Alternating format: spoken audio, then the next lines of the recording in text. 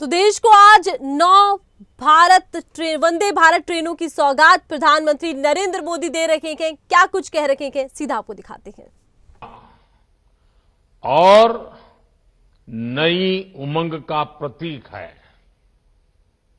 मुझे इस बात की भी खुशी है कि वंदे भारत का क्रेज लगातार बढ़ रहा है। इससे अब तक 1,11,00,000 से ज्यादा यात्री सफर कर चुके हैं और ये संख्या दिनों दिन बढ़ती जा रही है। साथियों, देश के अलग अलग राज्यों और केंद्र शासित प्रदेश के लोगों को अब तक 25 वंदे भारत ट्रेनों की सुविधा मिल रही है। अब इसमें 9 और वंदे भारत एक्सप्रेस जुड़ जाएगी। वो दिन दूर नहीं जब वंदे भारत देश के हर हिस्से को कनेक्ट करेगी। मुझे खुशी है कि वंदे भारत एक्सप्रेस अपने उद्देश्य को बखूबी पूरा कर रही है। ये ट्रेन उन लोगों के लिए बहुत महत्वपूर्ण हो गई है जो सफर का समय कम से कम रखना चाहते हैं। ये ट्रेन उन लोगों की बहुत बड़ी जरूरत बन गई है जो दूसरे शहर में कुछ घंटों का काम खत्म करके उसी दिन लौट आना चाहते हैं।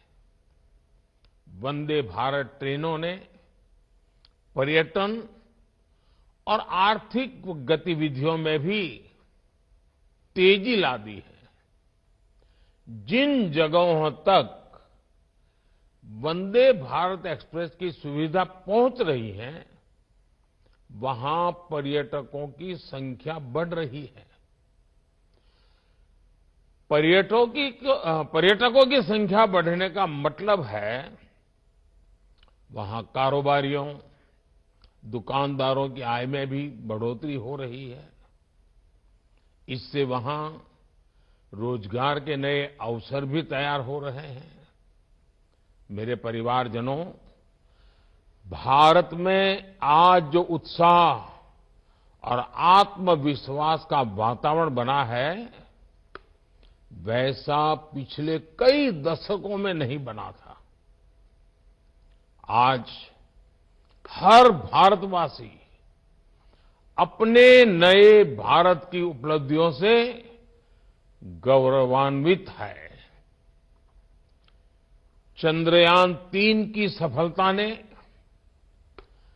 सामान्य मानवी की उम्मीदों को आसमान पर पहुंचा दिया है। आदित्य L1 की लॉन्चिंग ने हौसला दिया है कि अगर इरादा मजबूत हो तो कठिन से कठिन लक्ष्य को भी हासिल किया जा सकता है। G20 समिट की कामयाबी ने ये विश्वास दिया है कि भारत के पास डेमोक्रेसी, डेमोग्राफी और डायवर्सिटी की कितनी अद्भुत ताकत है। आज भारत के कूटनीतिक कौशल की दुनिया भर में चर्चा हो रही है। हम हमारे विमेन लेड डेवलपमेंट के विजन को दुनिया ने सराहा है। अपने इस विजन पर आगे बढ़ते हुए सरकार ने संसद में नारी शक्ति वंदन अधिनियम पेश किया था। नारी शक्ति वंदन अधिनियम के आने के बाद हर सेक्टर में महिलाओं के योगदान और उनकी बढ़ती भूमिका की चर्चा हो रही है। आज कई रेलवे स्टेशनों का संचालन भी पूरी तरह से महिला कर्मचारियों द्वारा किया जा रहा है। मैं ऐसे प्रयासों के लिए रेलवे की सराहना करता हूं। देश की सभी महिलाओं को नारी शक्ति वंदन अधिनियम के लिए फिर से बधाई देता हूं। साथियों, आत्मविश्वास से भरे इस माहौल के बीच अमृतकाल का भारत अपनी वर्तमान और भविष्य की जरूरतों पर एक साथ काम कर रहा है। इंफ्रास्ट्रक्चर की प्लानिंग से लेकर एग्जीक्यूशन तक में हर स्टेक होल्डर में तालमेल रहे, इसके लिए पीएम गति शक्ति नेशनल मास्टर प्लान बनाया गया है। देश में ट्रांसपोर्टेशन का खर्च कम हो, हमारे एक्सपोर्ट्स की लागत कम से कम हो, इसके लिए नई लॉजिस्टिक पॉलिसी लागू की गई है। देश में ट्रांसपोर्ट का एक माध्यम दूसरे को सपोर्ट करे, इसके लिए मल्टी मॉडल कनेक्टिविटी पर जोर दिया जा रहा है। इन सारे प्रयासों का बड़ा लक्ष्य यही है कि भारत के नागरिक के लिए ईज ऑफ ट्रैवल बढ़े, उसका कीमती समय बचे। ये वंदे भारत ट्रेनें इसी भावना का एक प्रतिबिंब है। साथियों, भारतीय रेलवे देश के गरीब और मिडिल क्लास की सबसे भरोसेमंद सहयात्री है। हमारे यहां एक दिन में जितने लोग ट्रेन में सफर करते हैं, उतनी तो कई देशों की आबादी भी नहीं है। ये दुर्भाग्य रहा कि पहले भारतीय रेलवे को आधुनिक बनाने पर उतना ध्यान दिया ही नहीं गया।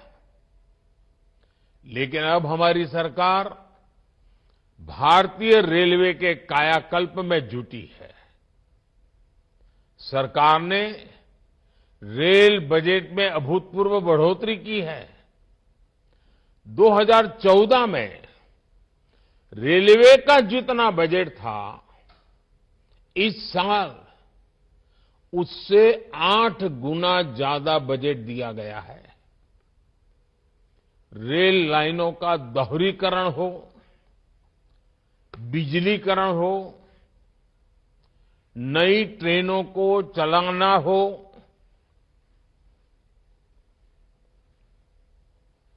नए रूट्स का निर्माण हो, इन सभी पर तेजी से काम हो रहा है। साथियों, भारतीय रेल में यात्रियों के लिए अगर ट्रेन चलता फिरता घर होती है, तो हमारे रेलवे स्टेशन भी उनके अस्थायी घर जैसे ही होते हैं। आप और हम जानते हैं कि हमारे यहां हजारों रेलवे स्टेशन ऐसे हैं जो गुलामी के काल के हैं, जिनमें आजादी के 75 साल बाद भी बहुत बदलाव नहीं आया था। विकसित होते भारत को अब अपने रेलवे स्टेशनों को भी आधुनिक बनाना ही होगा। इसी सोच के साथ पहली बार भारत में रेलवे स्टेशनों के विकास और आधुनिकीकरण का अभियान शुरू किया गया है।